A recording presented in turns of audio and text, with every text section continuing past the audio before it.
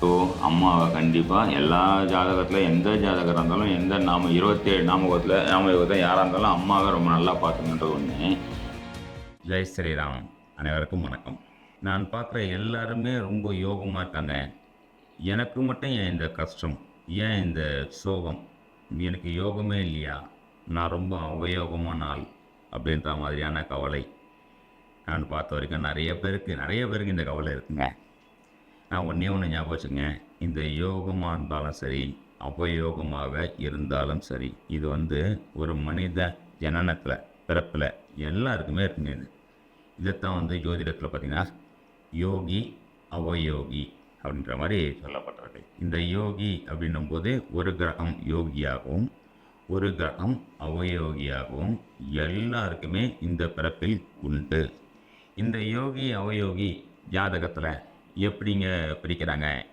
ஏன்னா கஷ்டப்படுறவங்களுக்கு எனக்கு இந்த யோகியை பற்றிலாம் தெரிய வேணாங்க, எனக்கு இந்த அவயோகை பற்றிலாம் தெரிய வேணாங்க, எனக்கு ஏன் கஷ்டம், நான் எப்படி வெளியே வரணும், அது மட்டும் எனக்கு பரிகாரமாக சொல்லுங்கள் அப்படின்னு சொல்லுவாங்க. அப்போது அப்படி சொல்கிறார்கள்லாம் பார்த்திங்கன்னா அந்த நேரத்தில் அவயோகியின் தசாபுக்தி அந்தரம் பிரத்யந்தரமாகவோ இல்லை. இதில் இன்னொரு விஷயம் சூக்ஷமம் பார்த்துங்க, நல்லா கேளுங்க, கடைசி வரைக்கும் இந்த வீடியோ கண்டிப்பாக கேளுங்க. அப்போ தான் உங்களுக்கு ஒரு புரிதல் அப்படின்னு வரும். ஏன்னா கொஞ்ச நேரம் பார்த்துட்டு ஸ்கிப் பண்ணி போயிட்டு மறுபடியும் எனக்கு கஷ்டம்னா எப்படிங்க கஷ்டம் தீரும்? ஏன்னா யோகியை பற்றியும் தெரிஞ்சுக்கணும், அவயோகியை பற்றியும் தெரிஞ்சுக்கணும். கஷ்டம்னும் போது அவயோகிக்கு உண்டான ஒரு சில விஷயங்கள் நடக்கும். நமக்கு பரிகாரம் அப்படின்னும் போது எல்லாருக்கும் ஒரு பரிகாரம் என்னல்ல, நன்மையான ஒரு விஷயம் தெரியணும் இல்லையா? அதுதான் யோகி அப்படிங்கிற கிரகத்தின் தசாபுக்தி அந்தரமோ அல்லது யோகி நட்சத்திரமும் ஒன்று இருக்குங்க. எப்படி அவயோகி நட்சத்திரமும் ஒன்று இருப்போமோ அதே மாதிரி யோகி நட்சத்திரம் அப்படின்றதுக்கும் ஒரு நட்சத்திரம் உண்டு. ஒரு அவயோகி நட்சத்திரத்தில் நின்று தசாபுக்தியை நடக்கும் காலங்களோ ஒரு கிரகம் நின்று தசாபுக்தியை நடத்தும் காலங்களிலும் பிரச்சனையை ஜாதகர் சந்திப்பார். அதே மாதிரி திடீர்னு சாதாரணமாக இருந்தாங்க அந்த பையன், ஒரு மெக்கானிக் ஷெட் வச்சுருந்தாருங்க, இன்றைக்கி பார்த்தா மிகப்பெரிய ஆள் ஆகிட்டாருங்க. சாதாரணமாக ஒரு என்கிட்ட தாங்க வேலை செஞ்சான், இன்றைக்கி பார்த்தா மிகப்பெரிய முதலாளி ஆகிட்டாங்க. சாதாரணமாக இங்கே தாங்க ஒரு பையன் கூலி வேலை செஞ்சுருந்தாங்க, அவன் பார்த்தீங்கன்னா அந்த பொண்ணு பார்த்தீங்கன்னா ரொம்ப நல்ல ஒரு நிலைமைக்கு போயிட்டாங்க. இதெல்லாம் பார்த்தீங்கன்னா யோகியின் கிரகத்துலேயோ இல்லை யோகியின் கிரகத்தின் தசாபுக்தி அந்த ஷார்ட் டைமில் எப்படிங்கிற நேரத்தில் தூக்கிட்டு போயாங்க.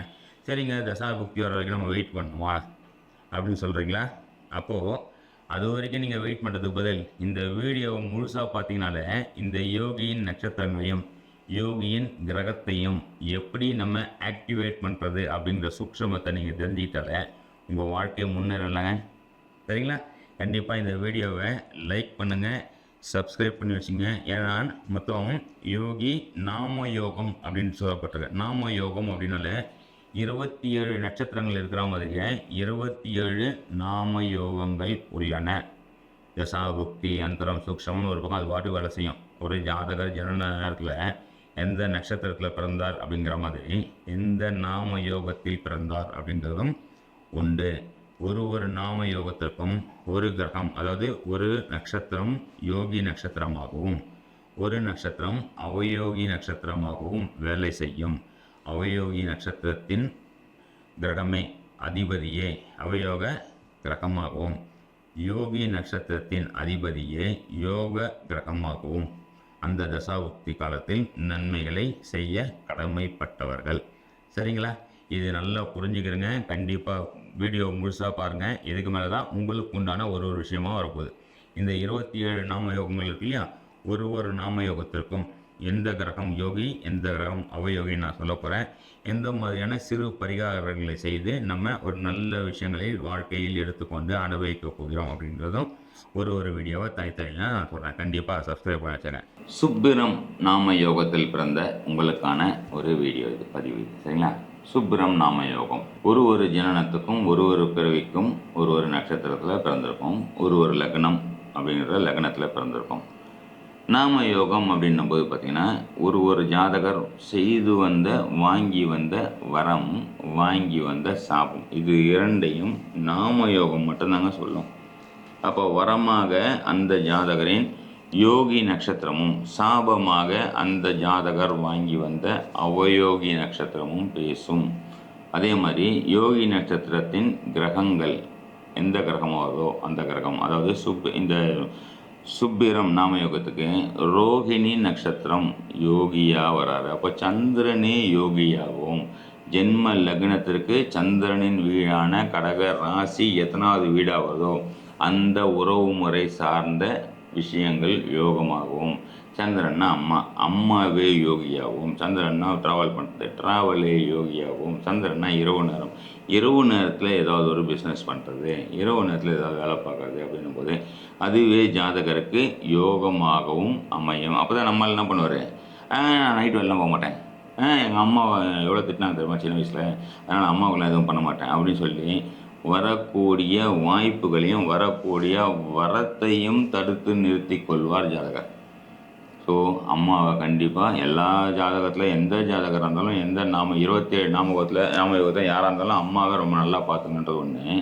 சந்திரன் யோகமாக வந்தவங்கள கூடுதல் கவனம் செலுத்தி நல்லா பாருங்கள். ஏன்னா அங்கே மிஸ் பண்ணுறதுக்காக இந்த கர்மா விதி என்ன பண்ணோம், அங்கே வேலை பார்க்கணும் கரெக்டாக.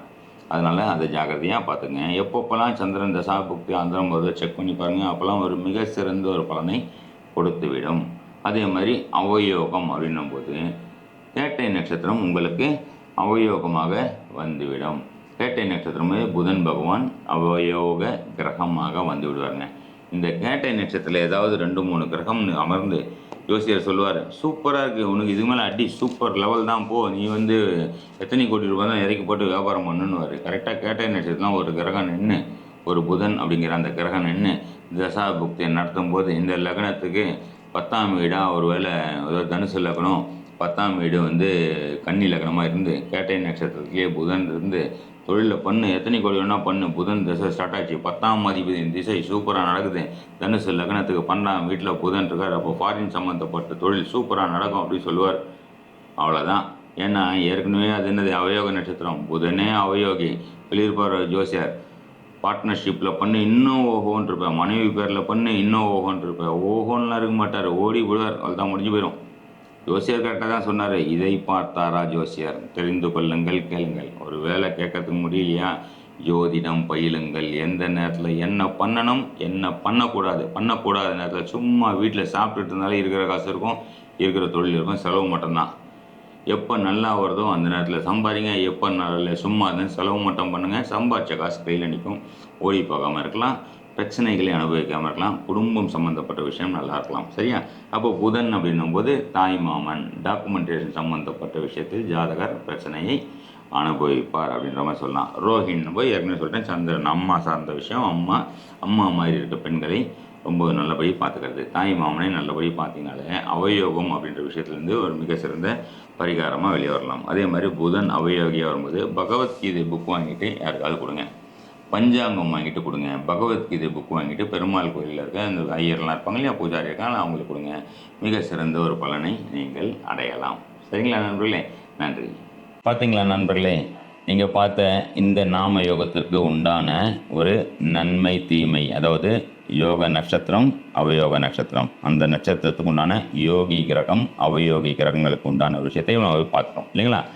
இதை நம்ம ரெகுலராக நம்மளுடைய வகுப்பில் உள்ள மாணவர்களுக்கு இப்போது ஜோதிடர்களை போய் பார்த்துட்டு ஒரு விஷயத்தை தெரிஞ்சுக்கிறதுன்னு ஒன்று, நாமளே ஜோதிடர் அடுத்தவங்களுக்கு பார்க்குறோமோ இல்லையாங்க, நம்ம வாழ்க்கையை நாமளே எந்த நேரம் நல்லது கெட்டது அப்படிங்கிற விஷயத்தையும் நம்ம நல்லா தெரிஞ்சுக்கலாம் இல்லையா?